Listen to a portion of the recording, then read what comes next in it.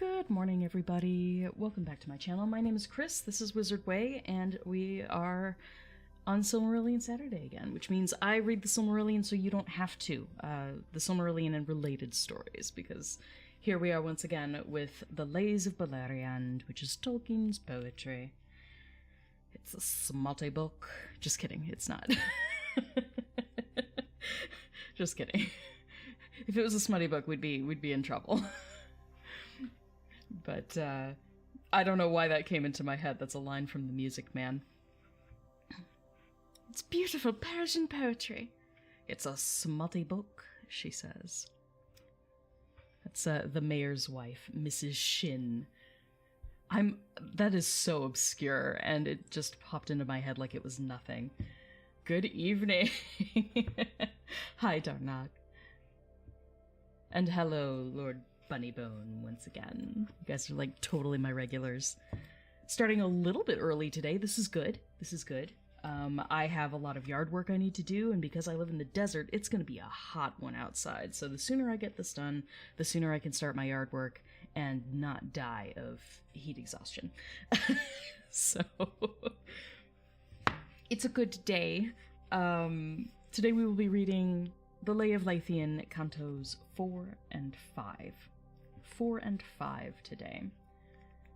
Which should take us, let's see. That goes until almost 1600. Line 1600. So we're starting at about 750. So 1600. So we got about 1,000 lines to read. It won't take me too long. The Lay of Leithian goes much, much faster than the Lay of the Children of Húrin, so... Am I planting anything interesting? No, yard work probably isn't the most accurate term for it. We are prepping to paint the trim of my house. So we have to remove screws and nails, putty up the hole, and then paint it over this weekend and next weekend, so... but we're trying to save money by doing it ourselves. We'll see how that goes. In other news, though, I have ants, so that's gonna have to be addressed. Oh man, I discovered ants in my apartment, it's my part of the house, my duplex. I discovered ants in here, surrounding my cat's food, and I was like, shit, they found it! So now I'm in the ongoing struggle of trying to relocate my kitty's food and their water, because I think half of it is really the water. I think the ants care about the food, but they care about the water even more. So, because we're in the desert and there isn't a lot of water, so I need to figure out a way of feeding and watering my cats without bugs getting in the way. And obviously, I don't know where they're coming from, or else I would have raided the heck out of it. So, struggles, right? The moment you become a homeowner. But we'll take care of that. It's neither here nor there. You're doing okay though, right, Gray? Yeah. He's just lying down on the concrete. That's my sweet boy. All right. So without further ado, I think we'll pretty much get right into it, because again, I've got outdoor work to do. Though, to fully answer your question before I move on, hey, Birdman. Before we move on, my sibling does have an actual garden outside, and I know we have wild strawberries, which were an accident, but yay. It's probably because the compost that they use had a lot of seeds in it. Had a lot of seeds in it. My sibling and their wife, they both compost. They have a worm bin, and they tend to take that composted soil and put it in their garden, which is good. Yay for self-sufficiency. And they eat a metric fuck ton of berries. So I'm not surprised that a berry bush just popped up out of nowhere in their garden. But they do have berries. I know we have parsley, kale, I know there's another leafy green in there. I don't know if it's bok choy or something else. We do have tomatoes planted in there, maybe? Question mark? If they're not already planted, they will be soon. So yeah, lots of things. And lettuces. We have several lettuces out there. Which is kind of it's a good thing in general, but we do have a, when we moved into this place, we noticed that we have a resident bunny. We have a resident rabbit living underneath the shed in our backyard. And we're gonna have to evict him, or else he's going to eat the garden. He's been having it pretty good. We think he was there because the previous owners had a chicken coop. So, that's definitely going to keep a bunny around if they can just get free chicken feed all year round, right? Hey, Country. Also, Country, if you're actually in the chat, thank you so much for the gift on my throne list. I saw that and I sent you a message to thank you. Thank you. If anybody's curious about that, I do have a throne list. It's the gift list if you wanna on my link tree in my TikTok bio, and it is the link up there. The lower link, the thronegifts.com link. I have a list of stuff that if you wanted to gift me something nice, you can. It's completely optional, but it's there. It's there. Say right now though, if you wanna do something really cool, please go to my website or my Teespring shop, which is wizardwaychris.creator-spring.com, because I just released my Pride merch. Yay! That link is also in my bio on TikTok. So my Pride merch is already out. I know I'm jumping the gun, but I just have no impulse control. I finished the designs, I was really excited, and I was like, no, I'm not waiting another 3 or 4 days. It's not gonna happen. So I decided to just put everything live. So my stuff is out now. My collab design with Don Marshall 72 is also going to go live on June 3rd. Because he's still waiting for the final mock-ups for his shirts. But those are the Elvish pronouns ones, and there are variations for he, him, hobbit, she, her, hobbit, they, them, hobbit, she, they, hobbit, and he, they, hobbit. I think that's what he did. So there are a lot of different ones. Yeah, all of the shirts are print on demand, so yeah, you do not have to rush on this. I'm just saying they're there. Thank you so much, Arwen. But yes, so everything's there. Definitely check out. I know I'll be doing promotional videos like in the coming week for sure. If I have time and if I'm not completely exhausted today, I'll try and film something. I'm really excited too. And I found out yesterday that Piper CJ, the Masters in Folklore, I don't know, are their pronouns she, her, or am I remembering incorrectly? I don't remember. Either way, I'm really excited because they follow me. They actually follow me. I didn't know that until after I posted my video directed at Piper. I was like, holy shit, they actually follow me. I totally fanboyed. It's okay. I do that though, because there are so many amazing creators on TikTok that keep me amused and keep me calm, and I need more of that in my life, and I'm just really grateful for what they do. So it's super fun. What about dwarves and elves and orcs? It's because of the conversation that Dawn had with Sean Astin. So there's a reason it's Hobbit. Because, yeah, you know, I don't self-identify as a hobbit, but I am the height of one. I'm like a tall hobbit. I'm super short. No, I'd realistically, I'd be a dwarf, based on my height. I don't have a chinny chin chin, though. I don't have enough scruff to be a dwarf. So we're stuck. We're stuck in this no man's land of me being super short, but self-identifying like an elf. So that's the difference between identity and presentation, right? How my skin is doing. I don't remember it being an issue. I get stress acne, but it hasn't been too terribly bad lately, which is good. I've been trying to not pick at my face, which helps. But yeah, I have an elf name, but a hobbit soul. Yeah, my sibling is totally 100% a hobbit.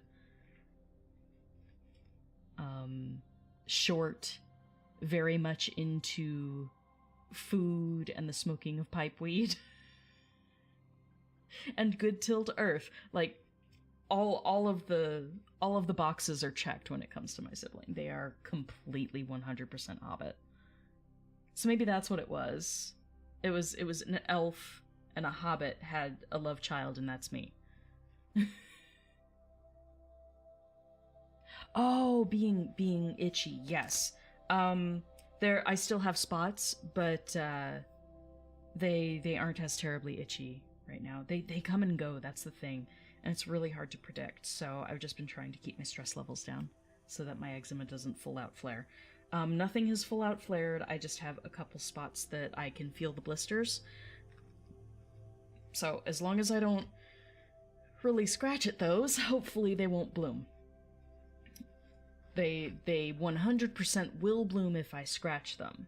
But if I don't scratch them, maybe 80% chance they won't bloom. So there's still always a chance that they'll do it regardless, but trying to keep my stress levels down.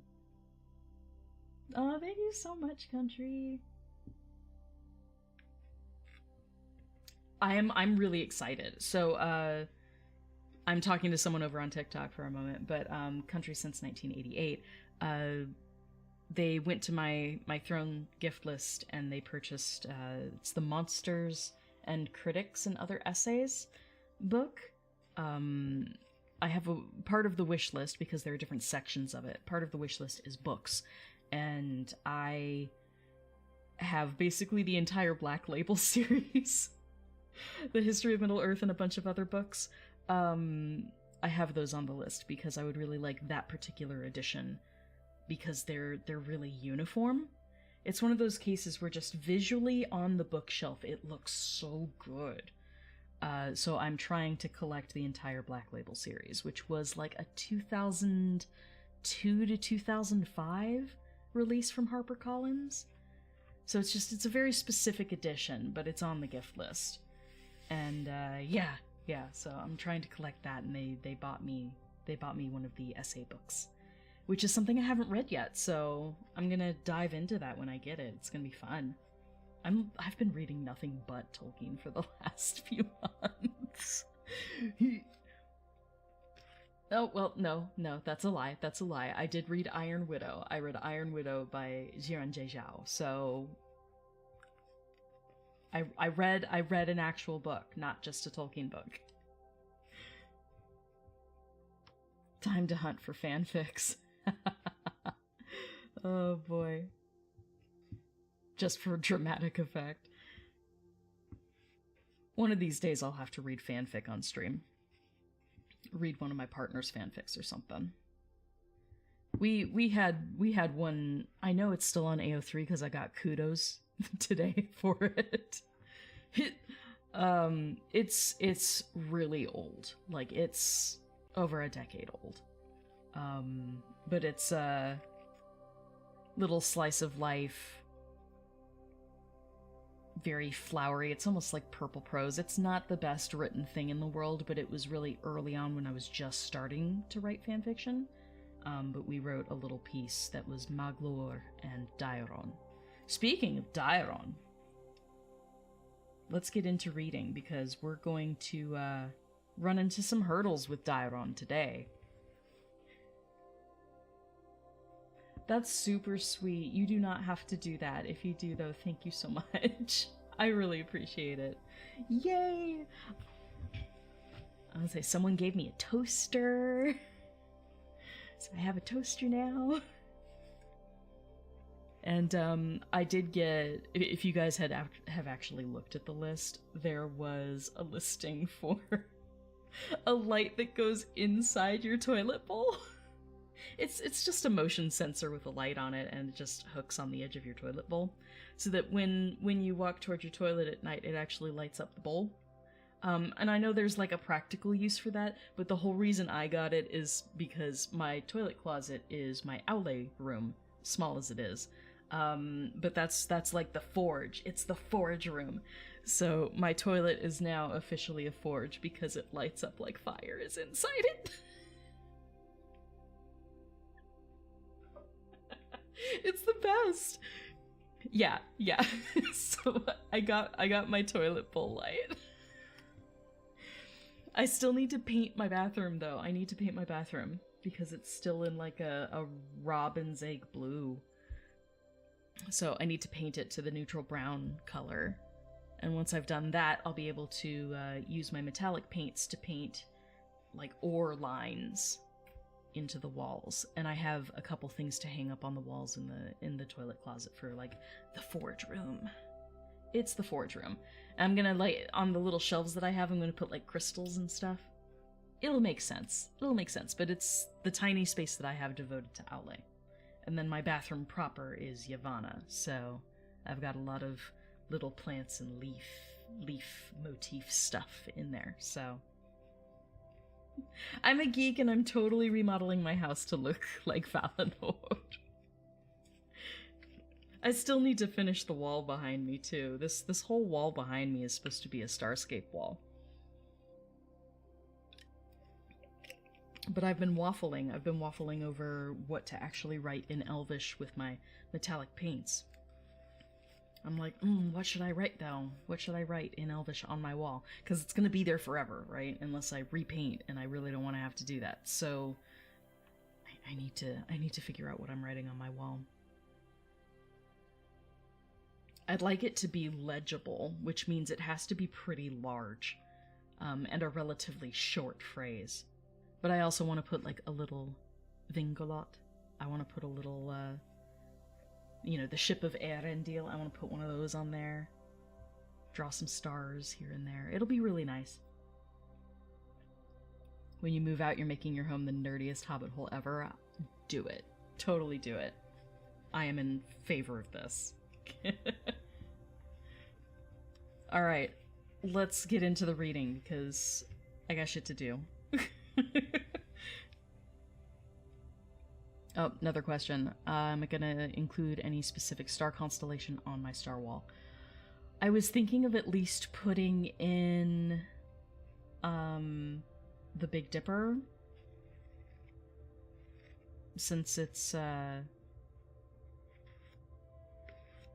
yeah, I would say the Big Dipper, and then the Valakirka? I think it's the Valakirka. My brain is completely farting, but I'm gonna try and take a page out of literally the Silmarillion and put up those stars. So like Menomakar and Helwyn. So things that are actually listed, I'm gonna try and include, but we'll see. That's if I don't just do, sort of a splatter paint kind of thing and just put stars everywhere. We'll see. I gotta get rid of the ants first. I think that's priority numero uno. Oh, there's my cat. Hi, Gray. You can see his shadow down there, but he's just out of frame. Hi. You doing okay? Good morning, Scone Mistress. We're just about to dive in.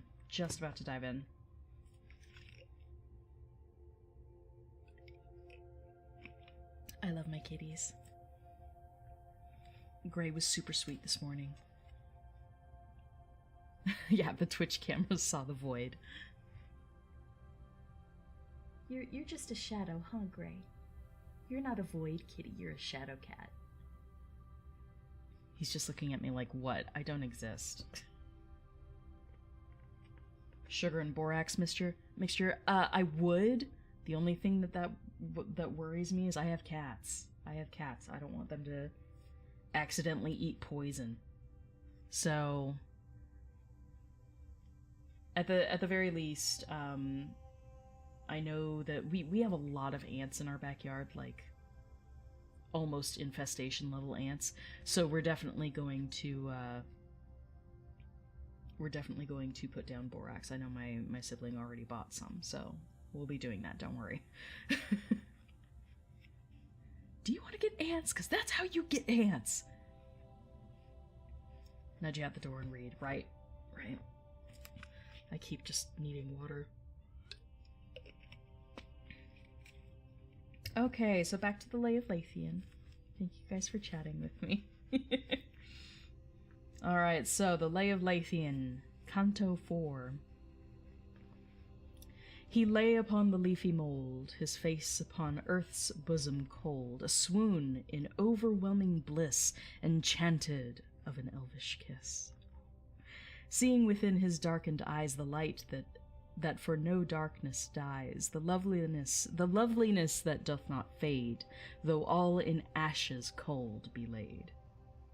Again, to catch up again, Beren just met Luthien, so like he is a swoon. he's in that, you know, this magic moment when your lips are close to mine will last forever. That's honestly where he's at. Alright. Then folded in the mists of sleep he sank into abysses deep, drowned in an overwhelming grief for parting after meeting brief. A shadow and a fragrance fair lingered and waned, and was not there. Forsaken, barren, bare as stone, the daylight found him cold, alone. He is so smitten. Where art thou gone? The day is bare, the sunlight dark, and cold the air.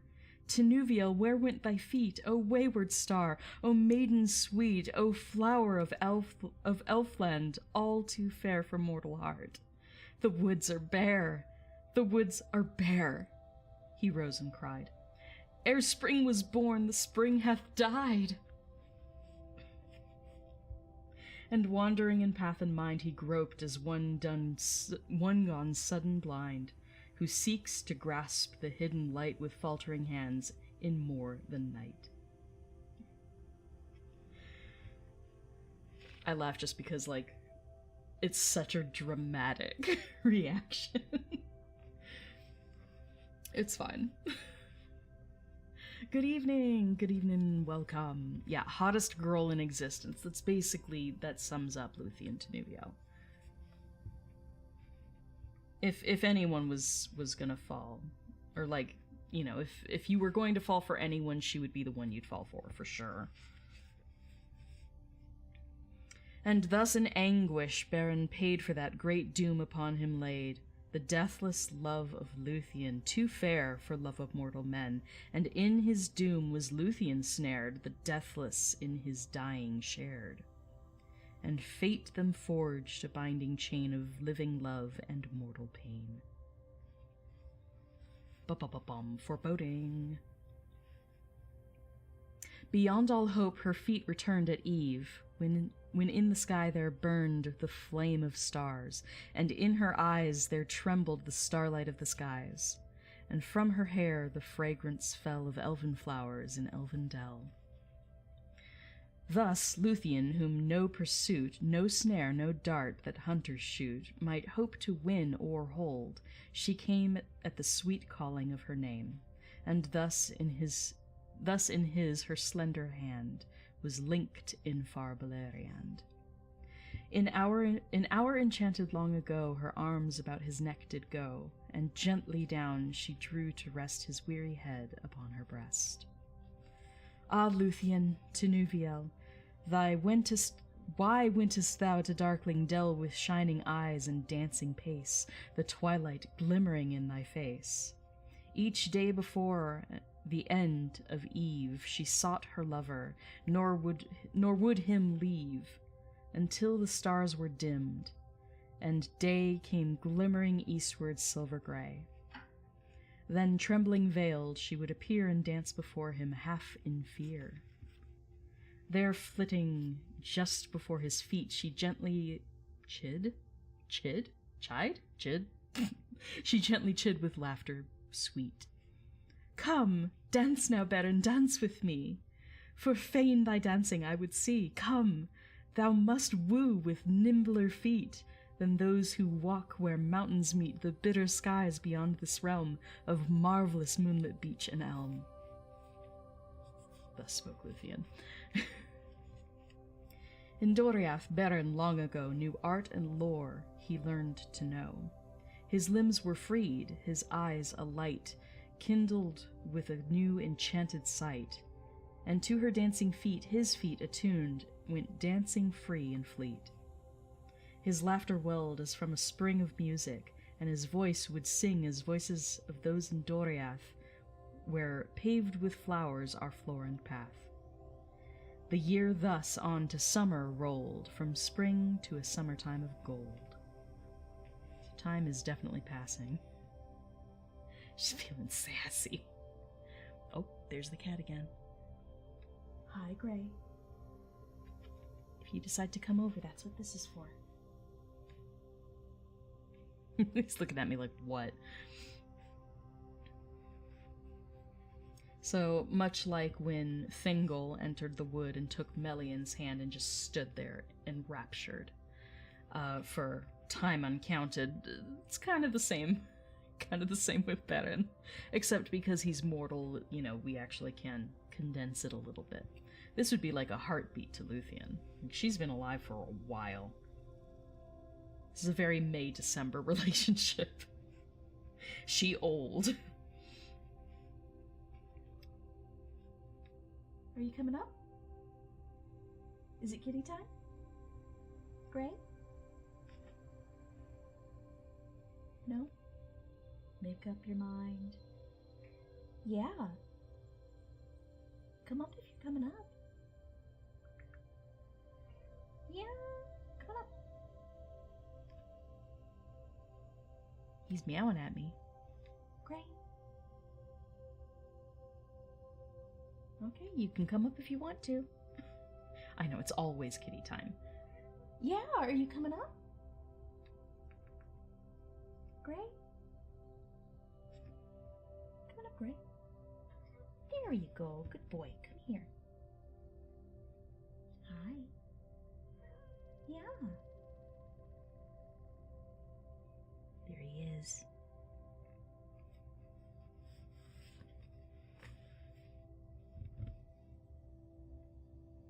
You just want to be on the kitty tower? Yeah. He's a good boy. He's purring. He's made of purrs. I'm just made of purrs. Hello, Sir Gray. Yeah, coming up. It's okay. Cat fur. You can come up if you want.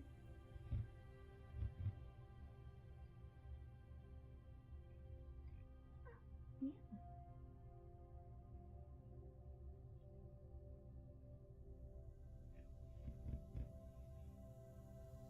I made space for you.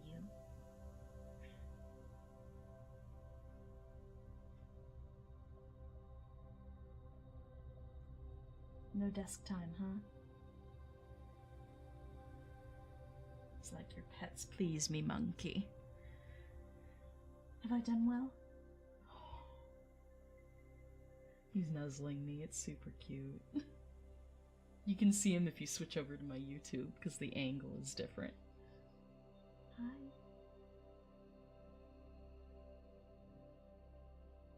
Good boy.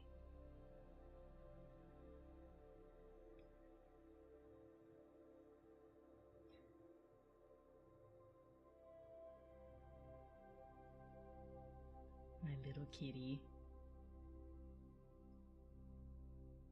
He's not a void, though. He's not black. He's just he's actually sort of a medium gray. The lighting in my room makes him look a lot darker than he actually is. Huh, Gray? Yeah. You sure you don't want to come up? He's just so cute. Come on. No, you just want to rub on the table? Is that all you want, Gray?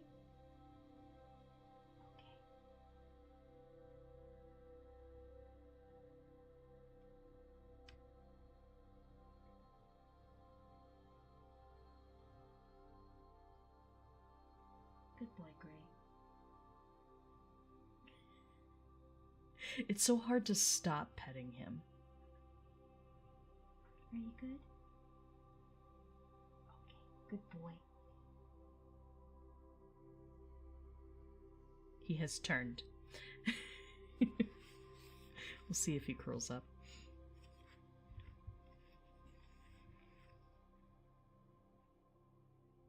Oh, you named one of your chickens in Stardew Valley after me? That's sweet, thanks. Look at all them chimkins. That's super cute. Oh, you had vet visit yesterday afterwards. Very upset stomach. Oh, I'm glad they're doing okay now. Kitties hate the vet. Last vet visit my cats had was... oh gosh, they're probably due again. But because it was during a spike in the pandemic, we had someone come to the house, and they did it outdoors. Like, they set up a pen area so that the cats couldn't escape. And we just carried them outside from indoors. And they did all the stuff they had to do, and then the kitties went back inside, and they were not happy about it. But they dealt. Yeah, he settled down. You can barely see him. The camera really does make him look darker than he is. Because he's just a shade darker than my shirt. And even my shirt color looks a lot darker in the camera.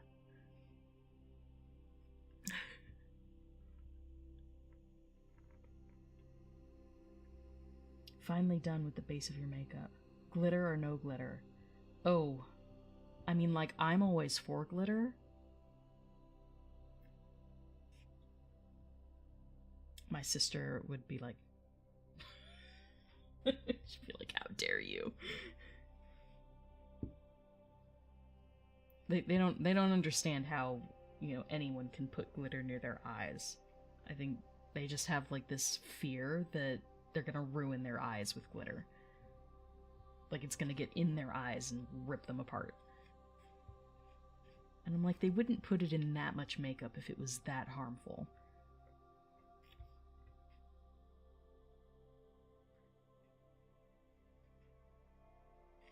Comfy home and no adventures outside. Exactly.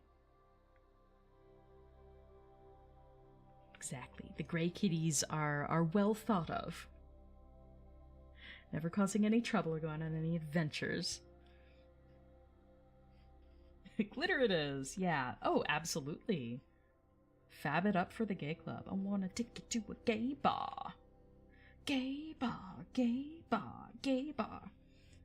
What is that, Electric Six? Gosh, I haven't heard that in years. I've got something to put in you at the gay bar, gay bar, gay bar. Yes, respectable kitties. Alright, let's continue. I'm getting way too easily distracted. Okay, so spring has moved into summer at this point. Thus fleeting fast their short hour flies, while Dairon watches with fiery eyes, haunting the gloom of tangled trees all day, until at night he sees in the fickle moon their moving feet, two lovers linked in dancing sweet, two shadows shimmering on the green where lonely dancing maid had been. Oh dear. And I don't know how spicy Tolkien meant to make this. Like, are they actually dancing, or are they, dancing? Either way, Dairon just caught them in the act of dancing. It's not a good time for Dairon. Hateful art thou, O land of trees! May fear and silence on thee seize. My flute shall fall from idle hand, and mirth shall leave Beleriand. Music shall perish, and voices fail, and trees stand dumb in dell and dale. It seemed a hush had fallen there upon the waiting woodland air, and often murmured Thingol's folk in wonder, and to their king they spoke. This spell of silence who hath wrought? What web hath Dairon's music caught? It seems the very birds sing low, murmurless as Galdwin doth flow. The leaves scarce whisper on the trees, the sound and soundless beat the wings of bees. So Dairon is distraught and has basically stopped making music and put a bit of a spell of silence on Doriath, which is why I say bards have magic. Bards have magic in Tolkien's world.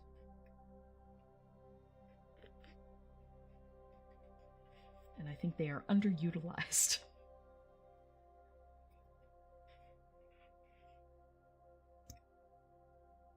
So there is a spell of silence over the wood. This Luthien heard, and there the queen her sudden glances saw unseen. But Thingol marvelled, and he sent for Dairon the piper ere he went and sat upon his mounded seat, his grassy throne by the grey feet of the queen of beeches, Hirelorn, upon whose triple piers were borne the mightiest vault of leaf and bough from world's beginning until now. So Hirelorn is a gigantic beech tree.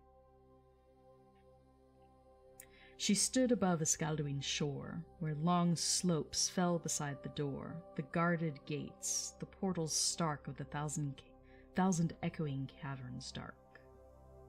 There Thingol sat, and heard no sound save far-off footsteps on the ground. No flute, no voice, no song of bird, no choirs of windy leaves were there stirred. And Dairon, coming, no word spoke, silent amid the woodland folk. Then Thingol said, O Dairon fair, thou master of all musics rare, O magic heart and wisdom wild, whose ear nor eye may be beguiled, what omen doth this silence bear? What horn afar upon the air, what summons do the woods await? Mayhap the Lord Tavros from his gate and tree-propped halls, the forest god, rides his wild stallion, golden shod amidst the trumpets, trumpets tempest loud, amid his green-clad hunters proud, leaving his deer and friths divine in emerald forests? Some faint sign of this great onset may have come upon the western winds, and dumb the woods now listen for a chase that here once more shall thundering race beneath the shade of mortal trees. Would it were so! The lands of ease hath Tavros left not many an age, since Morgoth evil wars did wage. Since ruin fell upon the north and the gnomes unhappy wandered forth. But if not he, who comes, or what? So he's like, seriously, like, this doesn't bode well. Who's coming? And Dairon answered, He cometh not. No feet divine shall leave that shore, where the shadowy seas last surges roar. Pardon me. Where the shadowy seas last surges roar, till many things be come to pass, and many evils wrought. Alas, the guest is here, the woods are still, but wait not. For a marvel chill them holds at the strange deeds they see, but kings see not. though queens, maybe, may guess, and maidens, maybe, know, where one went lonely two now go.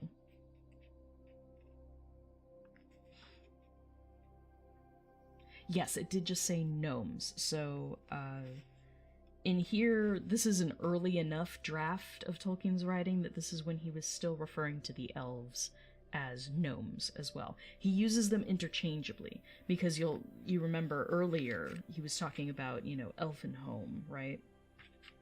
Where was it? Elven flowers in Elven Dale. Or Elven Dell, yeah, so he uses elf and gnome interchangeably here. And Tavros, that they're talking about, is an early name for Tolkas, or Orome. I think it's Orome.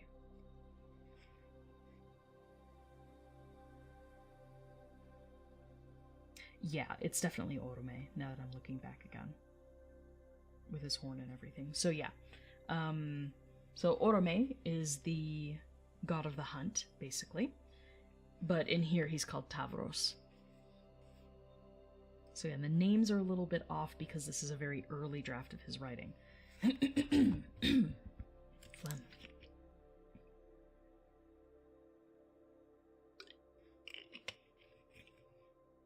Okay.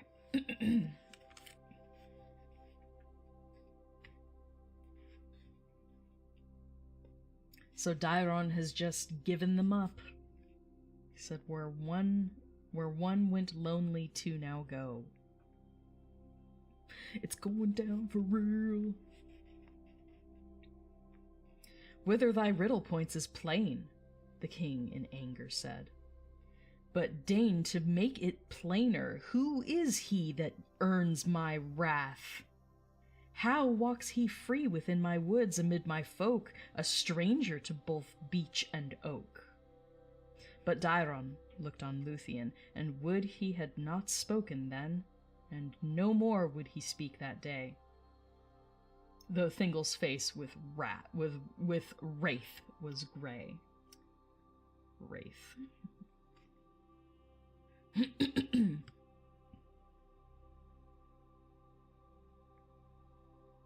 Early draft smaller elf gnome, yeah. I'll take it. So Daeron, he spoke and then he instantly regretted it. Very, very much a haggard moment of, I shouldn't have said that. I shouldn't have told you that. I should not have said that. Because, obviously Luthien was trying to keep this whole thing a secret, for whatever reason, which I think is stupid. But at least for the time, she wanted to introduce Beren on her own terms, and not on Daeron's, so Daeron gave her up, and I can't imagine the look on her face that made Daeron instantly, regret his life choices. She must have been pissed. And he's like, sorry. I'm just concerned.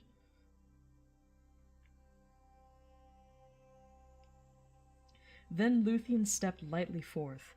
Far in the mountain-leaguered north, my father, said she, lies the land that groans beneath King Morgoth's hand.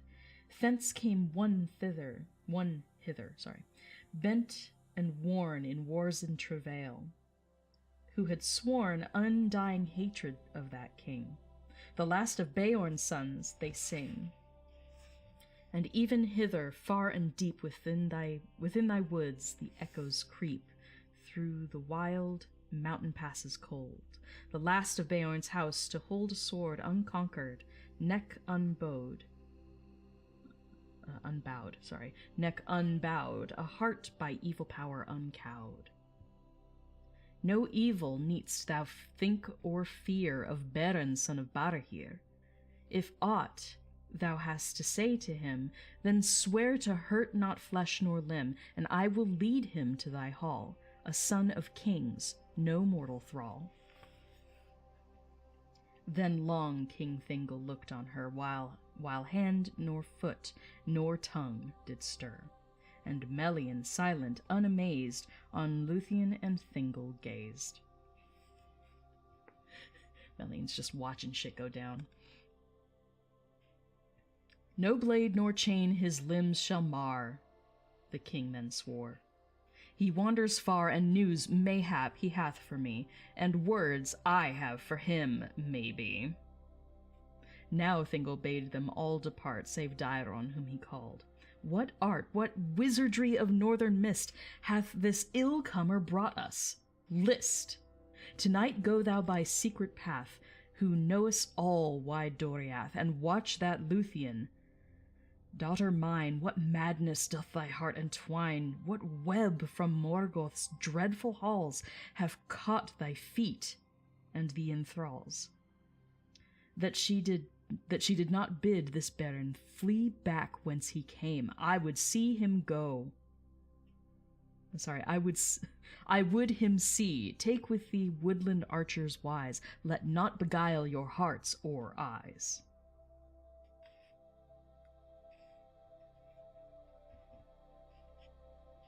Thus Dairon heavy-hearted did, and the woods were filled with watchers hid, yet needless, for Luthien that night led Beren by the golden light of mounting moon unto the shore and bridge before her father's door. And the white light silent looked within the waiting portals yawning dim. So she does as commanded. She does bring him forth, because Thingol promised that he won't kill him. He won't kill or maim him. Excuse me. But Dairon has sort of been recruited by Thingol. Though, I mean, honestly, what is he gonna tell his king? Yeah, no. Like, I think I've already fucked up with Luthien, I'm not gonna do anything else. He would not disobey a direct order from his king. I think he rues it, though. I think he's not thrilled about having to do something else that he's pretty sure Luthien's not gonna appreciate. He loves her, you know? He doesn't want to, like, completely ruin his chances with Luthien.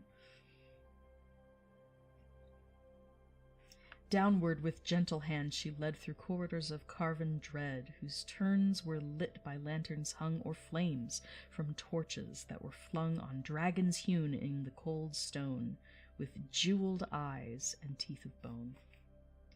Then sudden, deep beneath the earth, the silences with silver mirth were shaken, and the rocks were ringing.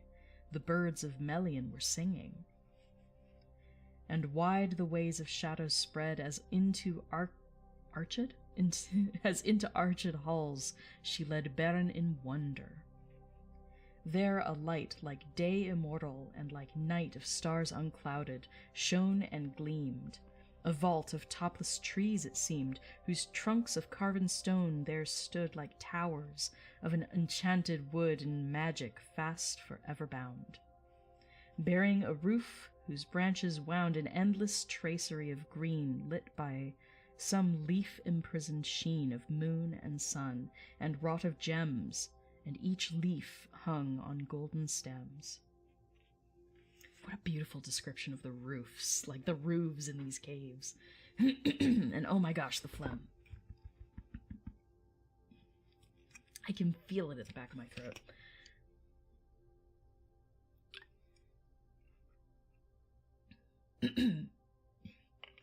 Okay. That helped. Lo, there amid immortal flowers the nightingales in shining bowers sang o'er the head of Melian, while water forever dripped and ran from fountains in the rocky floor. There Thingol sat. His crown he wore of green and silver, and round his chair a host in gleaming armor fair. Then Beren looked upon the king and stood amazed, and swift a ring of elvish weapons hemmed him round. Then Beren looked upon the ground, for Melian's gaze had sought his face, and dazed there drooped he in that place. And when the king spake deep and slow, Who art thou? Who are thou, stumblest hither? Know that none unbidden seek this throne, and ever leave these halls of stone. No word he answered, filled with dread. But Luthien answered in his stead, "Behold, my father, one who came pursued by hatred like a flame, lo, Beren, son of Barahir.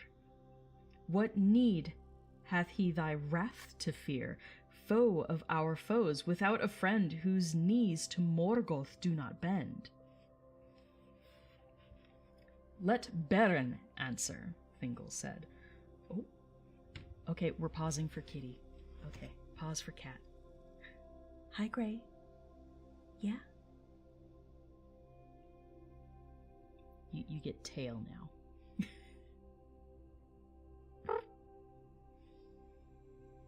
Gray, turn around. Turn around. Come on. Turn around, bright eyes. Gray. He's just giving me nothing but tail. He's just like, this is my butthole. Come here, Gray. Come here. Yeah. He's looking back at me like, what? Yeah, turn around. Gray. You can't go back there, Gray.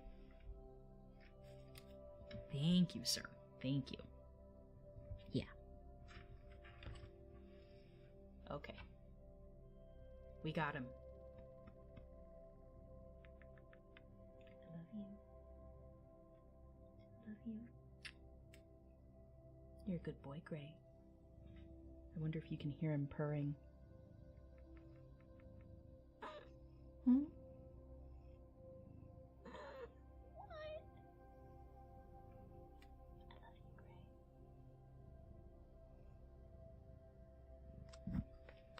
Okay. The cuddle has been had. Yeah. Oh. Back to your corner? Okay. Miss Catbrandir. Yeah, people are like, how dare you have cats without elvish names? And I was like, they were born before I did that, okay? Gray was named after Dorian Gray, okay?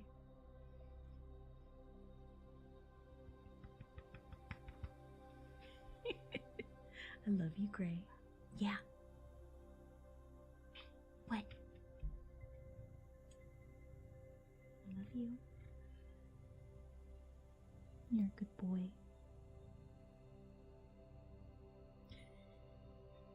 I love my cat so much.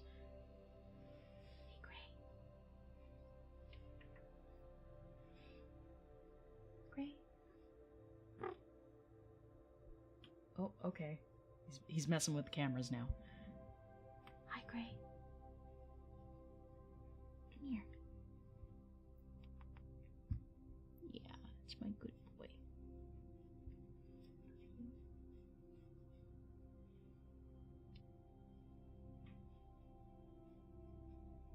Yeah, so you can see he's almost the same color as my shirt, just a little bit darker.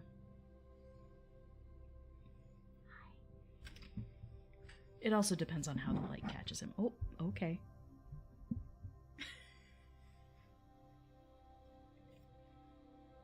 Hi. Nope, come here. Come here. Yeah.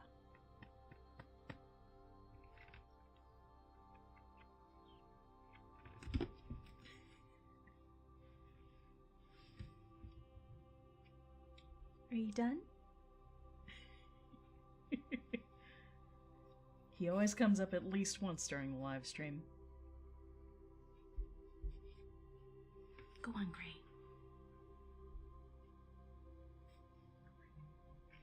Good boy, thank you. Okay. Fur literally everywhere. And all over my desk. That's Gray.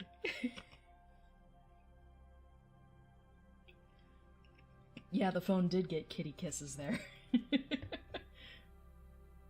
That's great. He's a sweet boy. You're a sweet boy, Gray.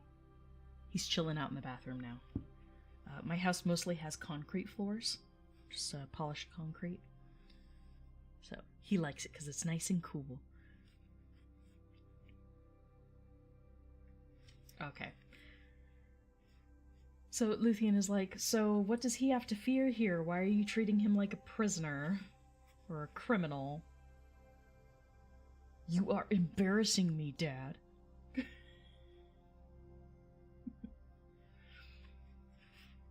But, you know, Thingol gonna be that dad. Like, we already knew that was gonna happen. He's just got that personality. Let Beren answer, Thingol said. What wouldst thou here? What hither led thy wandering feet, O mortal wild? How hast thou Luthien beguiled, or darest thus to walk this wood unasked in secret? Reason good, 'twere best declare now if thou may, or never again see light of day. Rude. Then Beren looked in Luthien's eyes, and saw a light of starry skies, and thence was slowly drawn his gaze to Melian's face. As from a maze of wonder dumb he woke, his heart, the bonds of awe, there burst apart, and filled with the fearless pride of old. In his glance now gleamed an anger cold. My feet hath fate, O king, he said. Here over the mountains bleeding led, and what I sought not I have found. And love, it is, hath here me bound, thy dearest treasure I desire.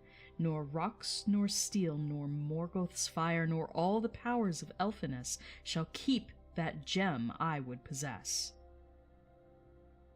Okay, we'll talk about it later. For fairer than are born to men a daughter hast thou, Luthien.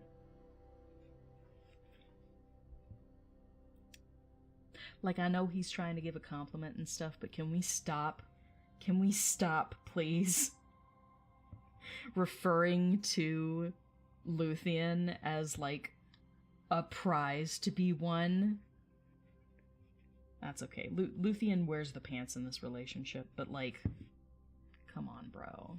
Come on. Stop calling her a jewel, a gem, a treasure, dearest treasure. As if she's to be hoarded. Like, I just... It's fine.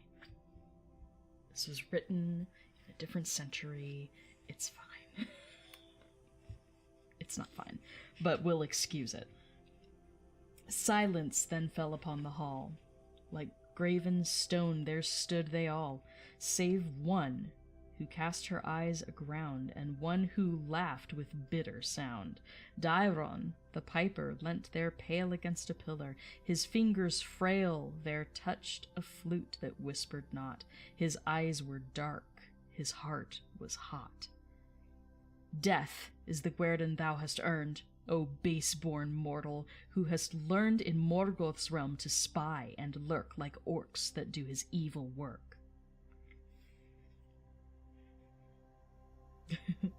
Yikes. Death, echoed Dairon, fierce and low, but Luthien, trembling, gasped in woe.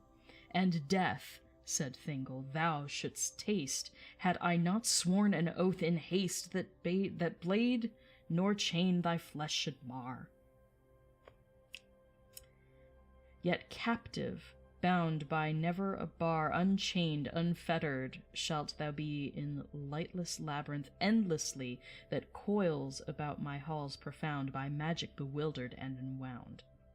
There, wandering in hopelessness, thou shalt learn?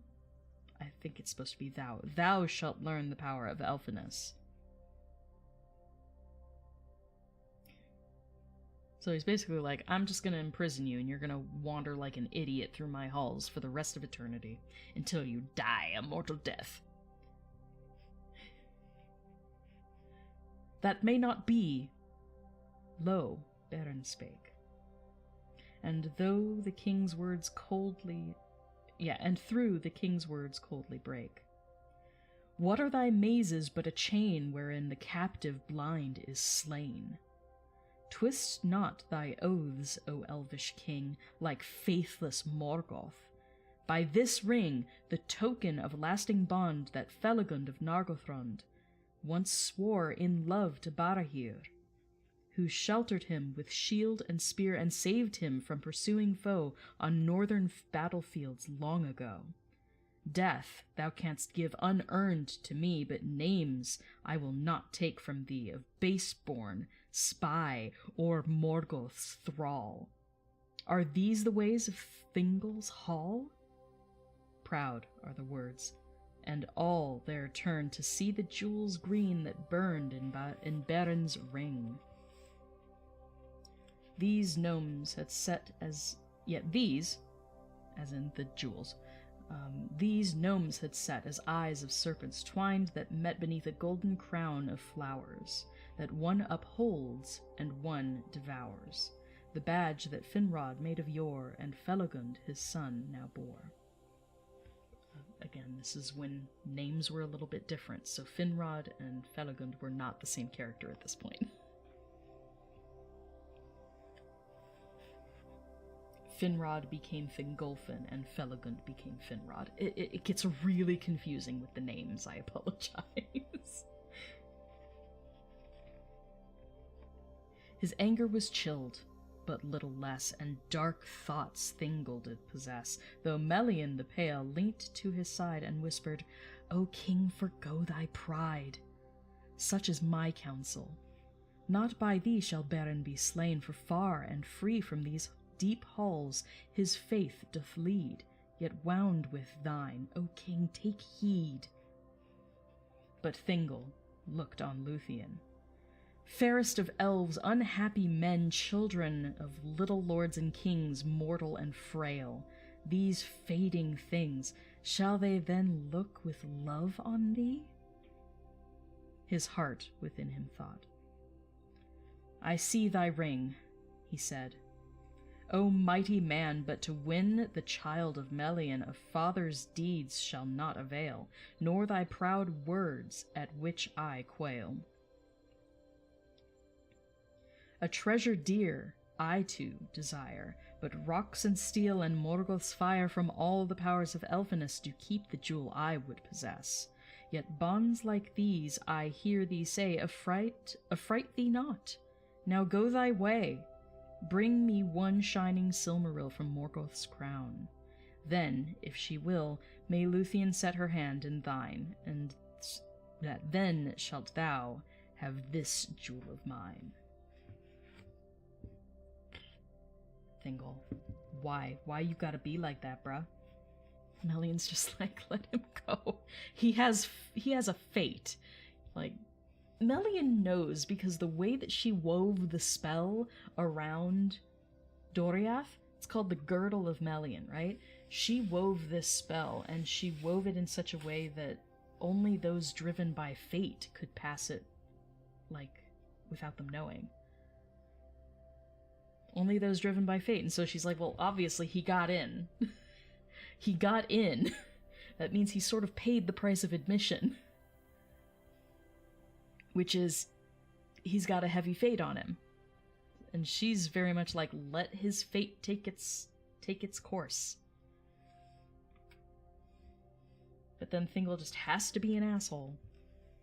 And be like, oh, well, you know, you want to win my daughter from me again, like she's a possession. Go get me one of the Silmarils from Morgoth's crown. Ha ha ha, he thinks to himself. Like, he'll never manage it. She's safe, my lovely Luthien. Like, I will never have to give her up because Beren will simply go on this quest and die, and I won't have to worry about it. He thinks he's being clever. Not so much. We know this is gonna bite Thingol in the ass.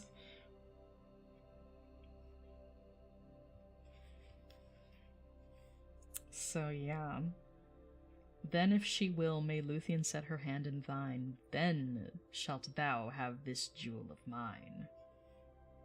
Then Thingol's warriors loud and long they laughed, for wide renown and song had Feanor's gems o'er land and sea.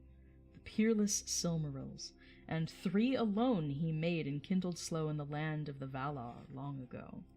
And there in Tun, the other name for Tirion on Tuna, and there in Tun of their own light they shone like marvelous stars at night, in the great gnomish hordes of Tun, while Glingal flowered and Belfiel's bloom yet lit the land beyond the shore, where the shadowy sea's last surges roar. Ere Morgoth stole them, and the gnomes, seeking their glory, left their homes, ere sorrows fell on elves and men, ere Beren was o'er Luthien. Ere Feanor's sons in madness swore their dreadful oath. I'm gonna pause there for a second. So again, name changes to note. Glingal and Belfiel are the 2 trees of Valinor, instead of Telperion and Laurelin. So, again, with the name changes. But I mean, honestly, how are you gonna work in Telperion? I mean, that's half a line because it's 4 syllables.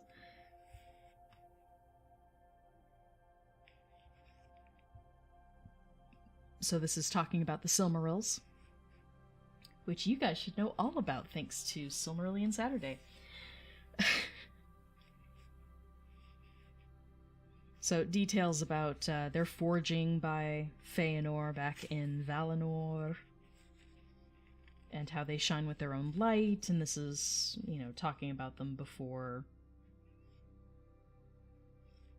the exile of the Noldor, before Morgoth stole them, basically.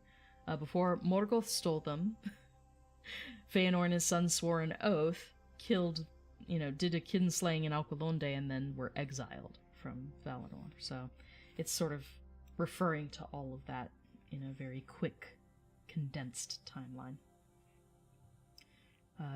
Ere Feanor's sons in madness swore their dreadful oath. But now no more their beauty was seen, save shining clear in Morgoth's dungeon vast and drear. His iron crown they must adorn, and gleam above orcs and slaves forlorn, treasured in hell above all wealth, more than his eyes. And might nor stealth could touch them, or even gaze too long upon their magic.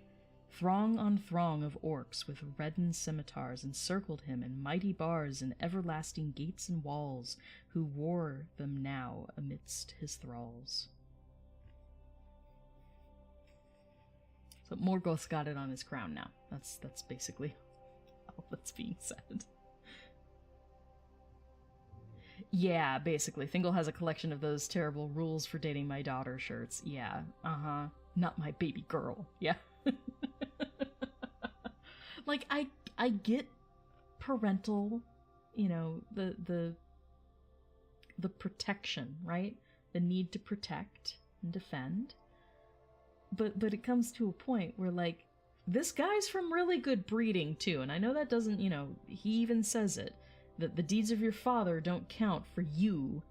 Like, you need to prove yourself, too. And I'm okay with that. Like, prove to everybody that you're a good person. And that Luthien's not just, smitten over some bro who's not gonna be good to her. Like, sure, have him prove it, but like, you're sending him on a suicide mission, so that's taking it one step too far. Okay. Then Beren laughed more loud than they in bitterness, and thus did say, For little price do elven kings For little price do elven kings their daughters sell, for gems and rings and things of gold. If such thy will, thy bidding I will now fulfill. On Beren son of Barahir, thou hast not looked the last, I fear. Farewell, Tinuviel, starlit maiden. Ere the pale winter pass snow-laden, I will return, not thee to buy with any jewel in Elfiness, but to find my love in loveliness, a flower that grows beneath the sky. Bowing before Melian and the king, he turned, and thrust aside the ring of guards about him, and was gone, and his footsteps faded one by one in the dark corridors. A guileful oath thou sworest, father! Thou hast both to blade and chain his flesh, now doomed in Morgoth's dungeons, deep entombed, said Luthien, and welling tears sprang in her eyes, and hideous fears clutched at her heart. All looked away, and later remembered the sad day wherein Luthien no more sang. Then clear in the silence the cold words rang of Melian. "Counsel, cunning wise, O king," she said. "Yet if mine eyes lose not their power, 'twere well for thee that Beren failed his errantry. Well for thee, but for thy child a dark doom and a wandering wild." "I sell not to men those whom I love," said Thingol, "whom all things above I cherish, and if hope there were that Beren should ever living fare to the Thousand Caves once more, I swear he should not have ever seen the air or light of heaven's stars again." But Melian smiled, and there was pain as of far knowledge in her eyes, for such is the sorrow of the wise. Thus ends Canto 4. Melian knows. Melian always knew. Melian is definitely wiser than Thingol. And her daughter took after her, being wiser than her father. And wiser than Beren, let's be honest. Oh my gosh. I'm itchy because I have Grey's fur all over my face now. I'm probably allergic to cats. But I'm never gonna give you up. Never gonna give. Grey's looking at me like, shut the fuck up. Like, please stop. I love you, Grey. His tail just went.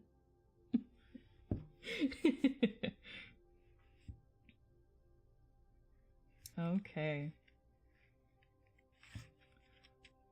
So that was Canto 4, and let's move on to Canto 5. This one is a little bit shorter. And here's an ant.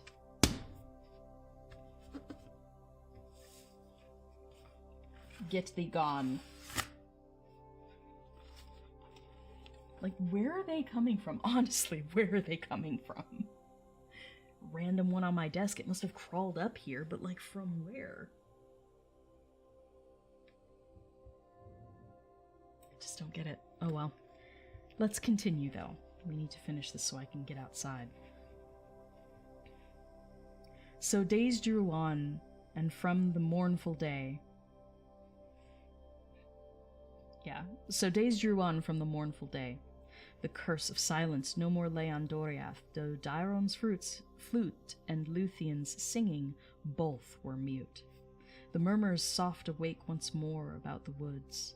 The waters roar past the great gates of Thingol's halls, but no dancing step of Luthien falls on turf or leaf. For she forlorn, where stumbled once, where bruised and torn with longing on him like a dream, had Beren sat by the shrouded stream Iskaldwin, the dark and strong. She sat and mourned in a low song. Endless roll the waters past. To this my love hath come at last. Enchanted waters pitiless, a heartache and a loneliness.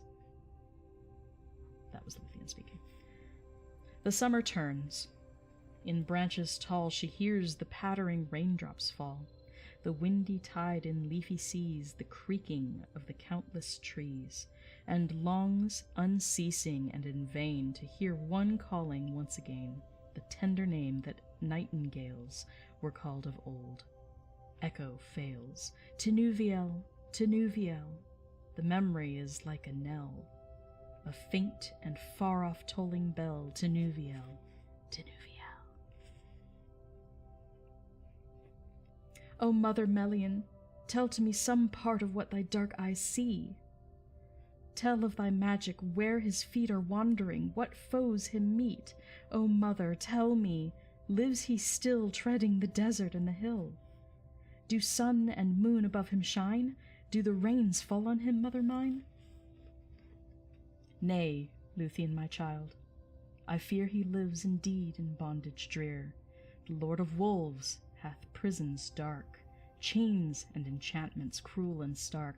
There trapped and bound and languishing now, barren dreams that thou dost sing. Oh no. Then I alone must go to him and dare the dread in dungeons dim. For none there be that will him aid in all the world, save elven maid whose only skill were joy and song, and both have failed and left her long. Then not, said Melian thereto, though wild the words. She wept anew, and ran through the woods like hunted deer, with her hair streaming and eyes of fear. Daeron she found, with ferny crown, silently sitting on beech leaves brown. On the earth she cast her at his side. "O Daeron, Daeron, my tears!" she cried. "Now pity for our old days' sake. Make me a music for heart's ache, for heart's despair, and for heart's dread, for light gone dark and laughter dead." "But for music dead there is no note," Daeron answered, and at his throat his fingers clutched. Yet his pipe he took, and sadly, trembling, the music shook, and all things stayed, while that piping went wailing in the hollows. And there intent they listened, their business and mirth, their heart's gladness, and the light of earth forgotten. And bird voices failed, while Daeron's flute in Doriath wailed. Luthien wept, not for very pain, and when he ceased she spoke again. "My friend, I have a need of friends, as he who a long journey wends, and fears the road, yet dare not turn and look back where the candles burn in windows he has left.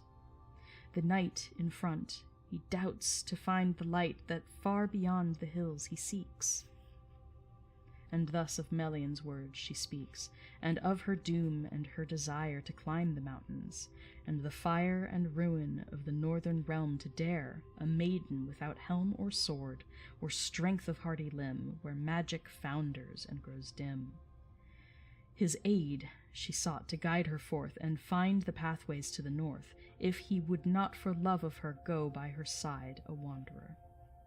"Wherefore," said he, "should Daeron go into direst peril earth doth know, for the sake of a mortal who did steal his laughter and joy? No love I feel for Beren son of Barahir, nor weep for him in dungeons drear, who in this wood have chains enow, heavy and dark. But thee, I vow, I will defend from perils fell and deadly wandering into hell." So Daeron's like, "Bitch, you crazy." Like, I'm not going to help him when, like, he is literally the reason I'm so sad. I have no reason to help him. But you, I promise to protect. But in his mind, protecting her means keeping her from doing this. No more they spake that day, and she perceived not his meaning. Yeah, she didn't get it. She didn't pick up what he was putting down. Sorrowfully she thanked him, and she left him there. A tree she climbed, till the bright air above the woods her dark hair blew, and straining afar her eyes could view the outline gray and faint and low of dizzy towers where the clouds go, the southern faces mounting sheer in rocky pinnacle and pier of shadowy mountains pale and cold, and wide the lands before them rolled. But straightway Daeron sought the king, and told him his daughter's pondering, and how her madness might her lead to ruin, unless the king gave heed. Thingol was wroth, and yet amazed. In wonder and half fear he gazed on Daeron, and said, "True hast thou been. Now ever shall love be us between, while Doriath lasts. Within this realm thou art a prince of beech and elm." he sent for Luthien, and said, O maiden fair, what hath thee led to ponder madness and despair, to wander to ruin, and to fare from Doriath against my will, stealing, like a wild thing men would kill, into the emptiness outside? The wisdom, father, she replied, nor would she promise to forget, nor would she vow, for love or threat, her folly to forsake, and meek in Doriath her father's will to seek. This only, vowed she, if go she must, that none but herself would she now trust. No folk of her father's would persuade to break his will or lend her aid. If go she must, she would go alone, and friendless dare the walls of stone. So Dairon did a bad again. Dairon did a bad. I am reading today. We are amidst Canto 5 of the Lay of Leithian. When Dairon is being a snitch, and I know knew better do better would bitch, and that did rhyme.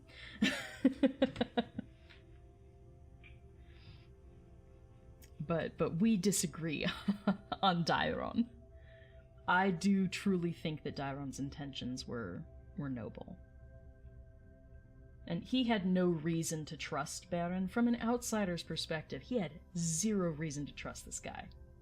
And zero reason to, put himself at risk.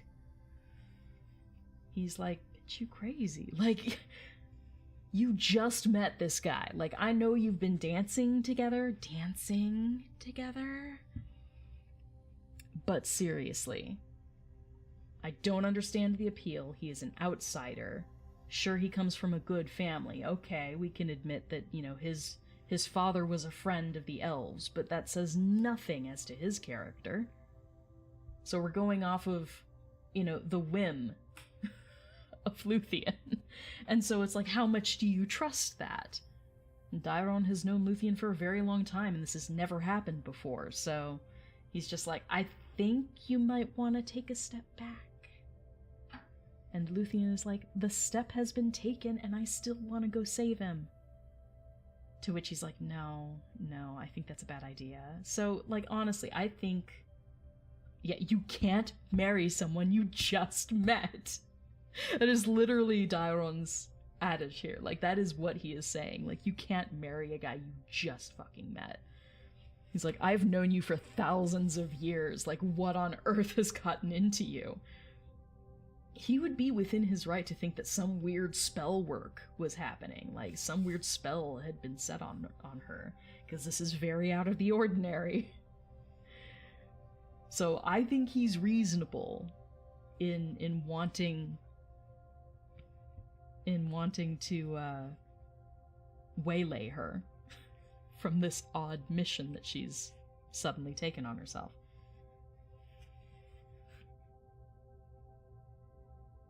So she's saying, well, if she's going alone.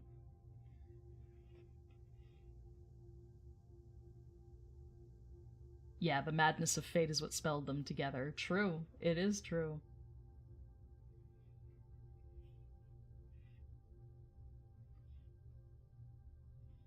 Yeah, that's fair. That's fair. Frozen isn't the best Disney movie, but for that quote alone, it is elevated. You can't marry a man you just met. I think that's wise advice for anybody. Don't do it. Alright, let's continue on.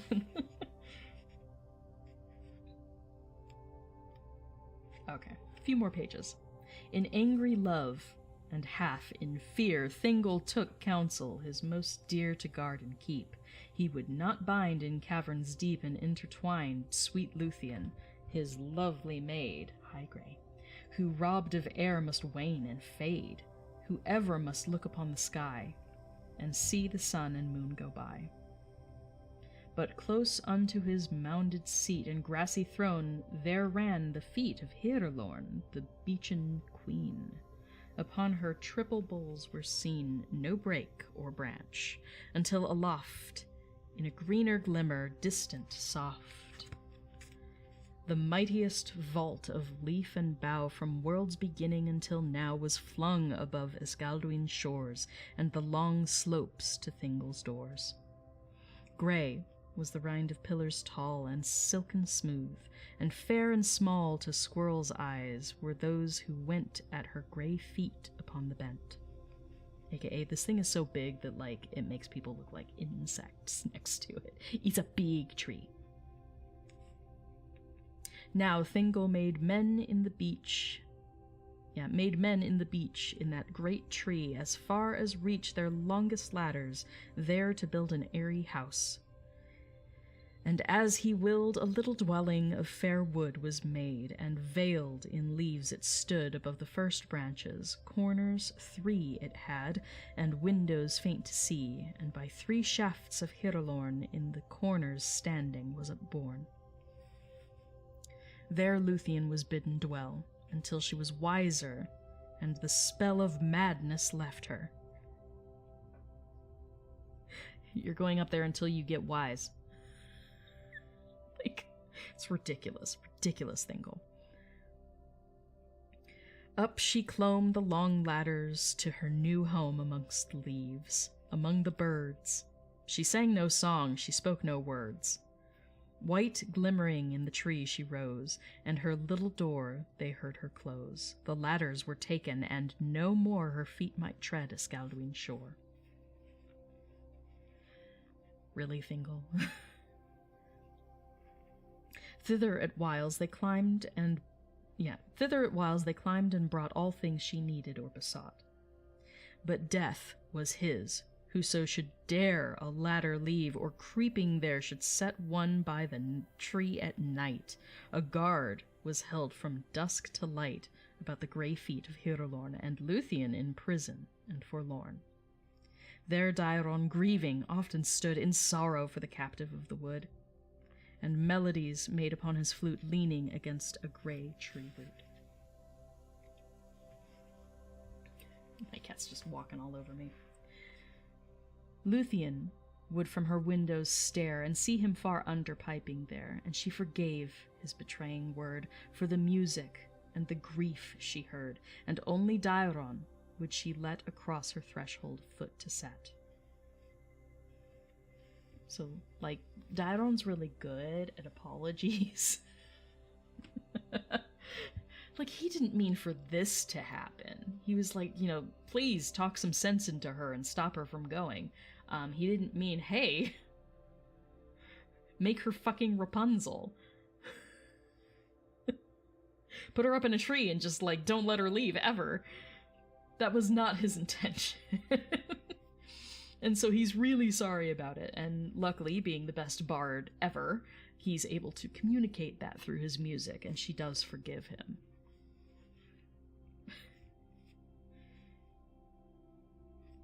So he's the only one that she allows up to see her.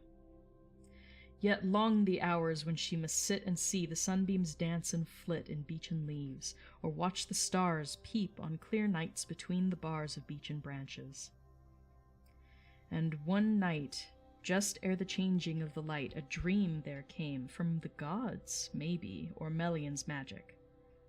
She dreamed that she heard Berin's voice o'er hill and fell, Tinuviel, call, Tinuviel. And her heart answered, let me be gone to seek him, no others think upon. She woke and saw the moonlit pale through the slim leaves. It trembled, frail upon her arms, as these she spread, and therein longing bowed her head, and yearned for freedom and escape.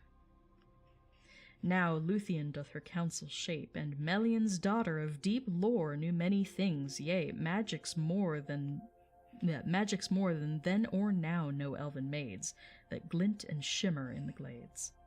She pondered long while the moon sank and faded, and the starlight shrank, and the dawn opened. At last a smile on her face flickered. She mused a while, and watched the morning sunlight grow, then called to those that walked below, and when one climbed to her she prayed that he would in the dark pools wade of Coldescaldwin water clear, the clearest water cold and sheer to draw for her. At middle night, she said, in bowl of silver white it must be drawn and brought to me with no word spoken, silently. Another she begged to bring her wine in a jar of gold where flowers twine. And singing, let him come to me at high noon, singing merrily. Again she spake. Now go, I pray, to Melian the queen, and say, thy daughter many a weary hour slow passing watches in her bower, a spinning wheel she begs thee send. Then Dairon, she called, I prithee, friend, climb up and talk to Luthien. And sitting at her window then, she said, my Dairon, thou hast craft beside thy music, many a shaft and many a tool of carven wood to fashion with cunning. It were good if thou wouldst make a little loom to stand in the corner of my room. My idle fingers would spin and weave a pattern of colors, of morn and eve, of sun and moon and changing light amid the beech leaves, waving bright. This Dairon did, and asked her then, O Luthien, what wilt thou weave? What wilt thou spin? A marvellous thread, and wind therein a potent magic, and a spell I will weave within my web, that hell nor all the powers of dread shall break. And then Dairon wondered, but he spake no word to Thingol, though his heart feared the dark purpose of her art.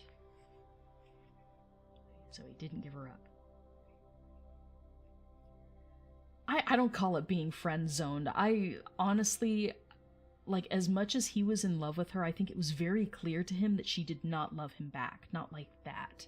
Like, they'd been together long enough that if there was going to be that connection, it would have been there already. So I think while he loves her, he knows that it's nothing more to Luthien. And he never tries to take from her what she doesn't willingly give. So this is part of the reason I respect Dairon. Like, I honestly think he was just trying to do right by her. But yeah, people were like, oh my god, Dairon was just bitter because he got friend-zoned. And I'm like, Dairon had been around her long enough to know that, like, she was not going to just suddenly change her mind and fuck him. Like, that's what the friend-zone bullshit is the being a friend only because you expect something out of it. And I don't think Dairon ever did. So I don't think friend-zoned is the proper term for this situation, but popular theory, yeah. I don't think friend-zone is I think that simplifies it too much, and it does a disservice to Dairon. Luthien likes a bad boy. Exactly. That's the moral of the story. Though honestly, a good boy, a bad boy, a good bad boy, a half good, half bad, half boy.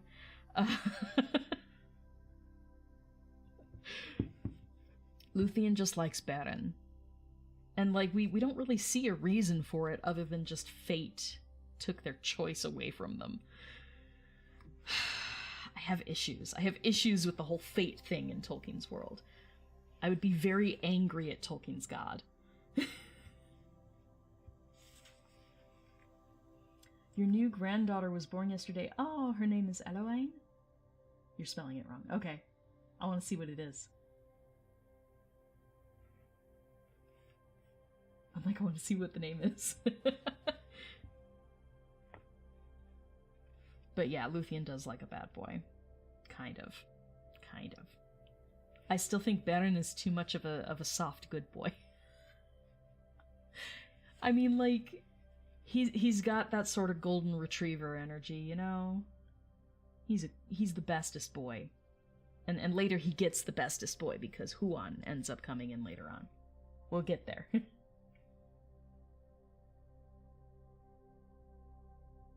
Oh, it's from Lord of the Rings, so is it Eowyn? Did they name her Eowyn? E-O-W-Y-N?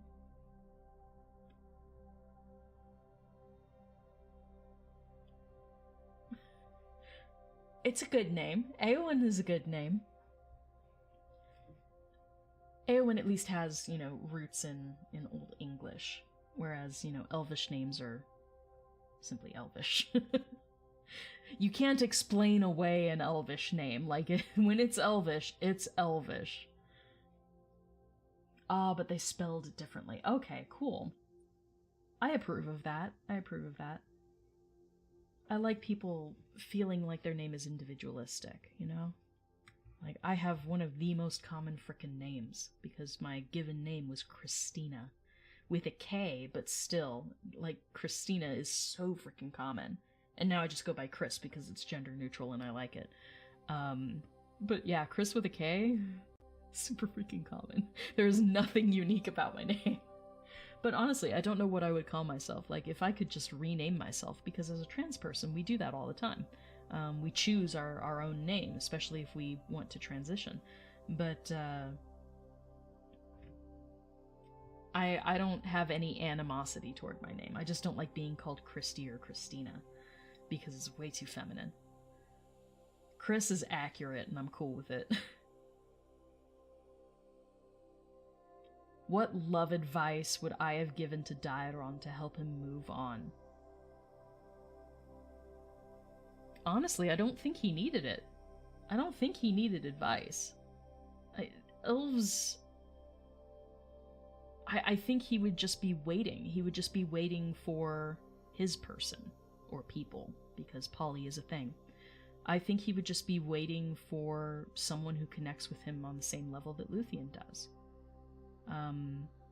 Because he would know that it's not going to happen with Luthien, but the connection he has with her is there and is beautiful, and I think he would still cherish that.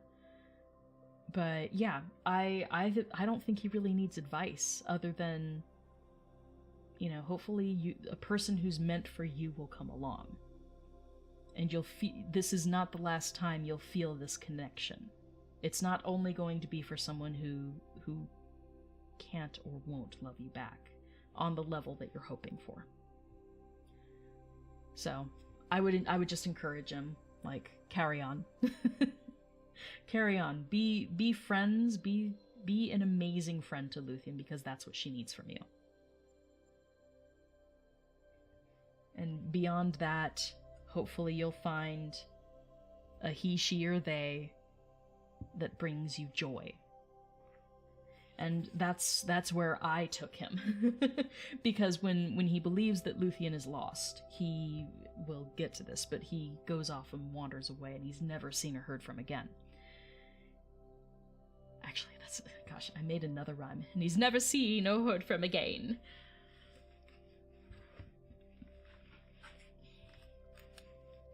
So he does wander off. And because he's never really referenced to it, it's too similar in my head. It's too similar to Maglor's fate. Maglor being the second most praised bard in Tolkien's world. The second son of Feanor. It's perfectly unusual. I feel you. Stormy's not bad, though. I like the name Stormy. It's descriptive.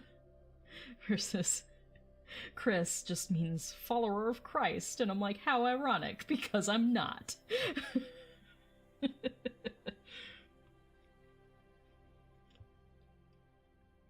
But yeah, like, that's where I sort of pluck Daeron out of the lore, and I tend to put him with Maglor. Because both of them would be able to communicate to each other on a level that would be unparalleled. Because we just saw the power that music has with Daeron, that he's able to express an apology without words. He's able to silence an entire forest in his grief. An equally common name, Alexander, yeah. But I think that they can communicate, and they understand that the world around them is made from song. And so in understanding that and studying it, these two elves, Daeron and Maglor, both have the power to potentially manipulate the song. Daeron does this without even really thinking. He makes the forest go dead silent. That is magic. And he does it through song. And through the lack of his song. So I think it's a really interesting concept. And so that's why I tend to pair Daeron and Maglor. And yes, they're queer. So Daeron is bi or pan.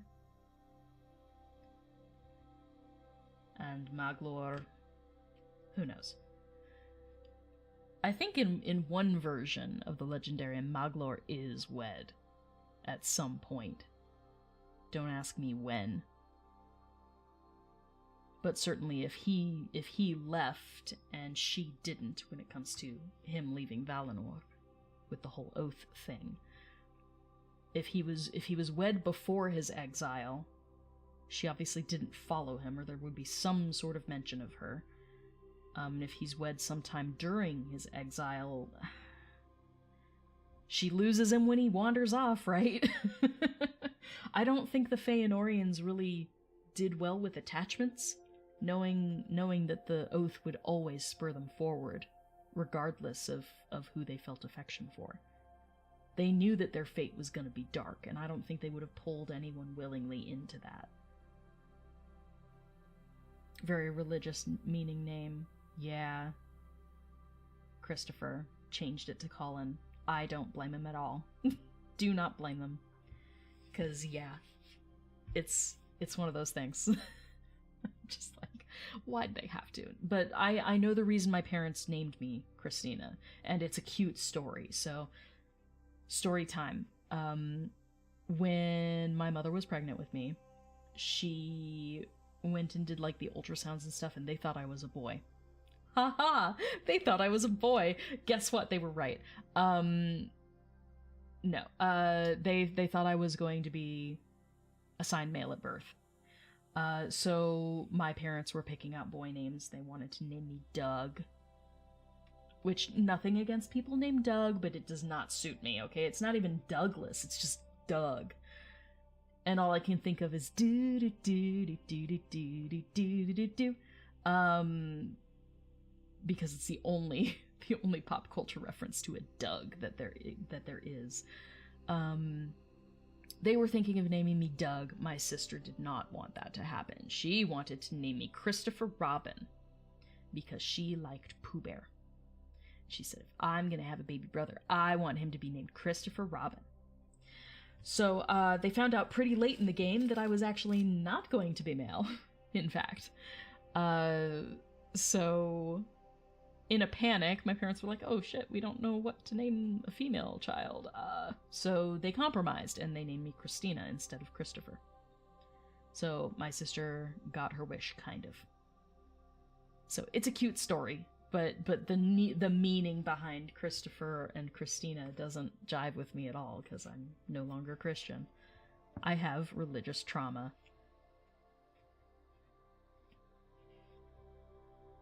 It was just called Doug. Literally just called Doug.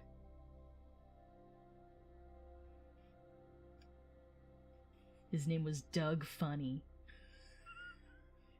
Doug Funny. With Quail Man. His alter ego, Quail Man. I enjoyed that show, but I did not want to be a Doug. So, you know, I'll take Kris over Doug any day. For me personally. Alright, we need to get through the last bit. We've got a couple more pages. Let's get through it. But I love Daeron and no one can change my mind. Sorry, Nubeta.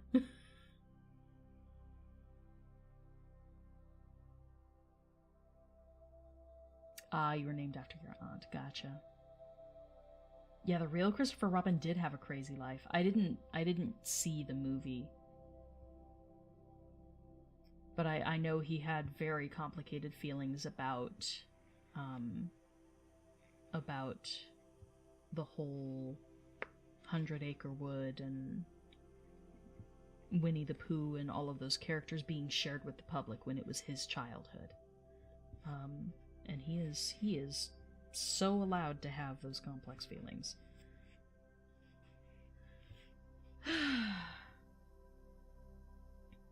Yeah, liver and onions. Yeah. He doesn't like liver and onions. Exactly. See? Shared childhood memories. I'll say I'm a child of the 80s, so I grew up in the 90s, and we definitely watched Doug. Okay, moving on. So I feel for Dairon, but he doesn't fully know what's about to happen. And Luthien now was left alone. A magic song to men unknown she sang, and singing then the wine with water mingled 3 times 9. And as in golden jar they lay, she sang a song of growth and day. And as they lay in silver white, another song she sang, of night and darkness without end, of height uplifted to the stars, and flight and freedom. All names of things tallest and longest on earth she sings, the locks of the long-beard dwarves, the tail of Draugluin, the werewolf pale, the body of Glomund, the great snake, the vast upsoaring peaks that quake above the fires in Angband's gloom, the chain, Angainor, that ere doom for Morgoth shall by gods be wrought of steel and torment. Names she sought, and sang of Glend, the sword of Nan, of Gilim, the giant of Eruman. And last and longest named she then the endless hair of Uinen, the lady of the sea that lies through all the waters under skies. It's kind of cool. All these references to different bits of lore. Uinen is one of the Maiar of Ulmo, Ulmo being the god of the sea. Uinen, like, I think her hair is once described as sea kelp. So, like, it's just, that's her hair. So it is vast. And so she's naming it here as part of her spell. Then did she lave her head and sing a theme of sleep and slumbering, profound and fathomless and dark as Luthien's shadowy hair was dark. Each thread was more slender and more fine than threads of twilight that entwine in filmy web the fading grass and closing flowers as day doth pass. Now long and longer grew her hair, and fell to her feet, and wandered there like pools of shadow on the ground. Then Luthien in a slumber drowned, was laid upon her bed and slept, till morning through the windows crept thinly and faint. And then she woke, and the room was filled as with a smoke, and with an evening mist, and deep she lay thereunder drowsed in sleep. Behold, her hair from the windows blew in morning airs, and darkly grew waving about the pillars grey of Hirelorn at break of day. Then groping she found her little shears, and cut the hair about her ears, and close she cropped it to her head, enchanted tresses, thread by thread. Thereafter grew they slow once more, yet darker than their wont before. And now was her labour but begun, long was she spinning, long she spun. And though with elvish skill she wrought, long was her weaving. If men sought to call her, crying from below, "Nothing I heed," she answered, "Go, I would keep my bed, and only sleep I now desire, who waking weep." So she's giving her excuses to the people down below. Just being like, leave me alone. It's an act, though. Then Dairon feared, and in amaze he called from under, but 3 days she answered not. Of cloudy hair she wove a web like misty air of moonless night, and thereof made a robe as fluttering dark as shade beneath great trees, a magic dress that all was drenched with drowsiness, enchanted with a mightier spell than Melion's raiment in that dell wherein of yore did Thingol roam, beneath the dark and starry dome that hung above the dawning world. And now this robe she round her furled, and veiled her garments shimmering white, her mantle blue with jewels bright, like crystal stars with lilies gold, were wrapped and hid. and down there rolled dim dreams and faint, oblivious sleep, falling about her, to softly creep through all the air. Then swift she takes the threads unused. Of these she makes a slender rope of twisted strands, yet long and stout. And with her hands she makes it fast unto the shaft of Hirelorn. Now, all her craft and labor ended, looks she forth from her little window facing north. Already the sunlight in the trees is drooping red, and the dusk she sees comes softly along the ground below, and now she murmurs soft and slow. Now, chanting clearer down, she cast her long hair, till it reached at last from her window to the darkling ground. Men far beneath her heard the sound, but the slumbrous strand now swung and swayed above her guards. Their talking stayed. They listened to her voice and fell suddenly beneath a binding spell. Now clad as in a cloud she hung, now down her roped hair she swung as light as squirrel, and away, away she danced. And who could say what paths she took, whose elvish feet no impress made a dancing fleet? And thus ends Canto 5. So Luthien is free! She made a cloak out of her own hair, and put an enchantment on it that makes people fall asleep. Good for her. She's ingenious. Luthien is badass.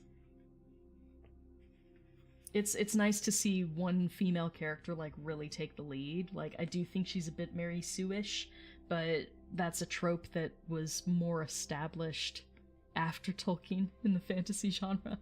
Especially urban fantasy. You look at things like Laurel K. Hamilton. Good God. The Anita Blake series, Mary Gentry series, that's nothing but Mary Sue. Everyone loves them. Twilight, same thing, Mary Sue. Why on earth do people like Bella? Why?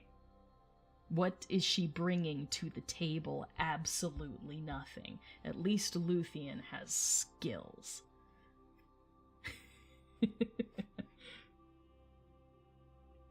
Yeah, she did make a robe out of her own hair. And it's kind of fun to also note that right now her hair is short. In most depictions of Luthien, we see her with her long dark hair, right? Typically dancing amongst the green of Doriath, which is fine. But at this point, when she makes this big, cloak, when she weaves this cloak of hers in the rope, she cuts her hair short, and it just grows back normally after that. It doesn't just immediately grow back to its original length and stop. It actually grows normally from a shortcut. So she is our manic pixie dream girl right now. She's got a pixie cut.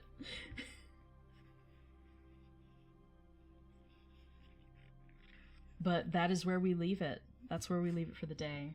And I need to get my butt out there and help my sibling sand things down and patch holes and stuff. So I'm gonna go sweat my butt off now. It's already 91 degrees. It's probably gonna get up to 100 today. Fun times. All the tropes. Anita Blake. The early books of Anita Blake were great, okay? I very much enjoyed them up until Blood Moon, I think it is. Book 6, whatever book 6 was. I think Laurel K. Hamilton did a great job with those books and creating a complex female character. It was kind of fun to read. Didn't take itself too seriously. But once you got past Obsidian Butterfly, where Anita Blake's character goes to Las Vegas, I think, for a stint, then she comes back. After that standalone book, everything changes, and I know the reason for it. It's because that's when she got to the point with her publisher that she removed the editing clause. She changed it. She got a no edits clause in her contract, which means she could publish something without anybody outside of her editing it. This was a mistake. Because authors need to be told when they are dragging the narrative and including shit that shouldn't be there. Or if they've just written a story that is crap. Like, an editor is there for a reason. An editor is there to keep you from making a mistake. and she stopped using editors. Outside of her little circle, I guess, but she didn't use a publishing editor at that point. So when you get to Narcissus in Chains, I think it's called. I think that's the first of the older ones. Narcissus in Chains and then Cerulean Dreams, if I remember correctly. But those books, you see a huge increase in the sex content, which I'm not mad about, but suddenly, like, literally everyone wants to bang her, and the people who actually do love her or feel connection with her, she keeps them at arm's length for how many freaking books? And she makes sure that none of the men that she's surrounding herself with, this whole reverse harem that she's got going, which is a trope and that's fine, but she makes sure that they won't touch each other. And that's fucked up. Like, she becomes that guy, and I hate it. I hate it so much. There was so much promise to the Anita Blake series, and I just think Laurell K. Hamilton completely shat on it. She needed an editor, and she did without one, and it was a bad decision. And that's just my personal opinion. It's still a guilty pleasure. If you look at my bookshelf, I have an entire shelf that's nothing but Laurell K. Hamilton. And it's not because I like her writing. It's because those are like my rage reads. When I just want to read something so I can be like, this is fucking terrible. Like, that's the series I go to. Mary Gentry. It's a hot mess.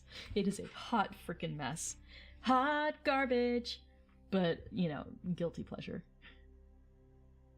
Author herself became a Mary Sue and thought she could do anything, basically. Right, there were hate groups on LiveJournal specifically dedicated to ripping Laurell K. Hamilton apart, and it was hilarious. Like, that is the only time that I have ever been on that side of a gossip thing, because I don't tend to be part of those groups that get down on people. It's not my vibe, because I've been the person being, you know, shat on before, and it's not fun. But damn, her fiction is so easy to make fun of. I felt kind of bad for her because it got to, like, ridiculous levels.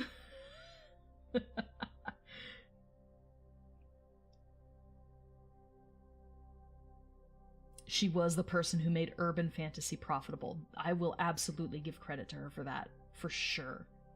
Jim Butcher got her publisher to look at the first 3 books of the Dresden Files. Yeah. Most of the credit, but he jumped on her coattails. Yeah.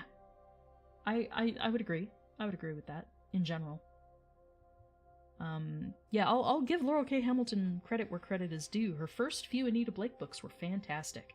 They were well edited, they were well paced, lots of action, we got a good idea of the character of Anita Blake.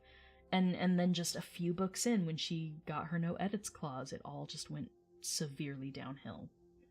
Which tells me that the publishing and the editing is what really helped refine her books to being easier to consume and more happily consumable.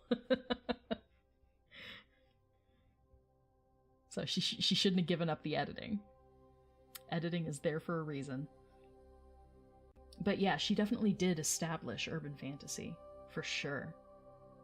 I enjoy high fantasy too. I need to read more of it. I've been getting recommendations of like BIPOC fantasy. I would love to see, like, fucking magic black girl stuff.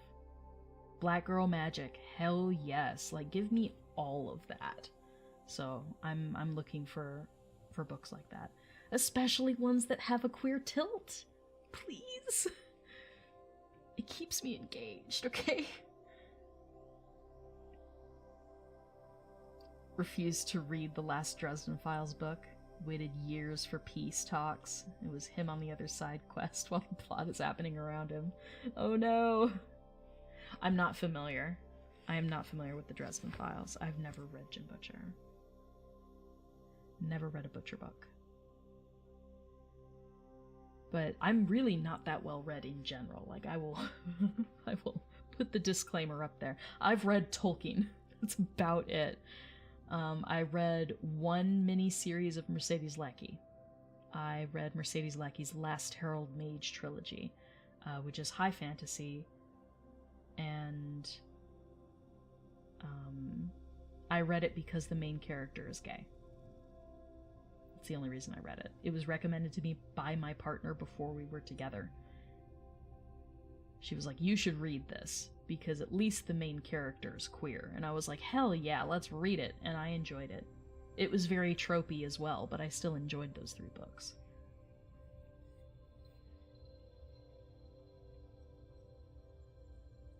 Oh. Cemetery Boys is on your read list. Should be starting it today. Ooh, enjoy. Alright guys, I'm gonna go. I have lingered too long. I need to get in touch with my sister. Bye guys. Everybody have a good day. I will see you guys. We've got the Wednesday and Saturday thing going strong. There might be a random other live stream, usually a nighttime stream if I end up doing something. It'll either be crafting or ASMR or something, but I make no promises because I got a lot of stuff going on the next few weeks. So at the very least, I will see you back on Wednesday for Hobbit Hump Day. We will continue reading The Hobbit. And if you miss that, come back to Silmarillion Saturday next weekend. We will continue with the Lay of Lathian. Now we're going to get to the part where she rescues Baron. That's a nice reversal. I'll take it. Everybody take care, and I'll see you guys next time. Bye, guys!